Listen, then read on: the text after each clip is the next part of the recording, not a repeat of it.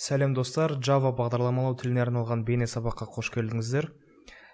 Java тілінде бағдарлама жазу үшін біз ең алдымен оны өзіміздің компьютерімізге енгізуіміз керек. Ол үшін браузерді ашамыз. Сосын мұны поисковикке JDK деп жазамыз. И мұна бірінші шыққан ссылкаға кіріп, мұна суретті басамыз. Енді мұна жерде сіздің операционный системаңызға қарап, мұнау ссылкалардың біреуін басып Java'ны енгіземіз компьютерімізге. Оны істеместен бұрын бірінші мұнау accept деген кнопканы басу керек.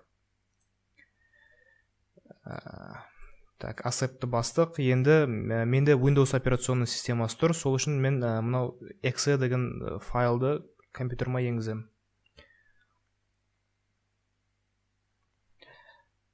Java қазір менің компьютеріме жазылып отыр. Енгізілу біткеннен кейін видеомызды жалғастырамыз. Файл жүктеліп болды.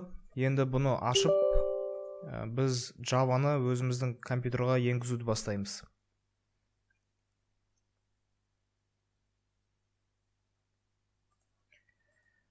Мына жерде Java'ның біздің компьютерде қай жерде сақталатыны жазылып тұр.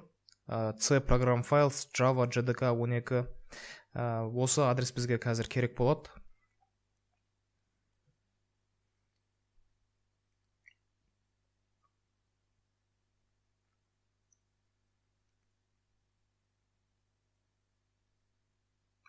Болды, Java біздің компьютерға енгізілді. Енді бағанағы адреске барамыз. Естеріңізде болса, ол C program files Java JDK 12. Енді осыған кіріп, бұның ішіне мынау bin деген папка бар. Осыған кіремізді, мынау осының адресін копировать етіп аламыз. Копировать. Енді бізге мынандай нәрсе істеу керек. Мой компьютерға кіреміз. Бұл жерде свойствоны басамыз. Дополнительные параметры системы дегенге кіреміз. Бұның ішінде переменные среды дегенді басамыз да. Осы жерде екі әйнек шығады. Оның астыңғысында системный переменный дегенде pass деген жазуды іздейміз. Pass дегенге кіреміз және создать дегенді басамыз. И бағанағы біз копировать етіп алған адресті вставлять етеміз. Енді окей. Окей.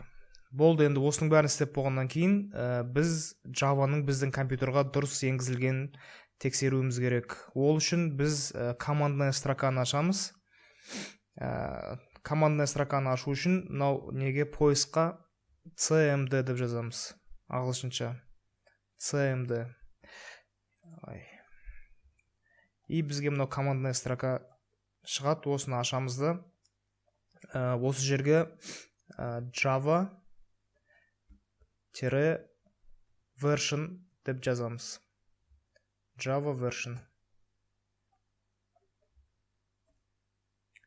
И бізге Java'ның жазылғанын, Java'ның қазіргі версиясын көрсетеді. Егер де сіздерде осыны жазу шықса, значит сіздер Java'ны дұрыс жазып алдыңыздар деген сөз.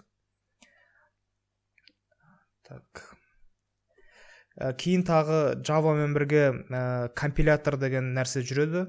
Оның да дұрыс жазылған тексеру үшін Java-k деп жазамыз. Java-k.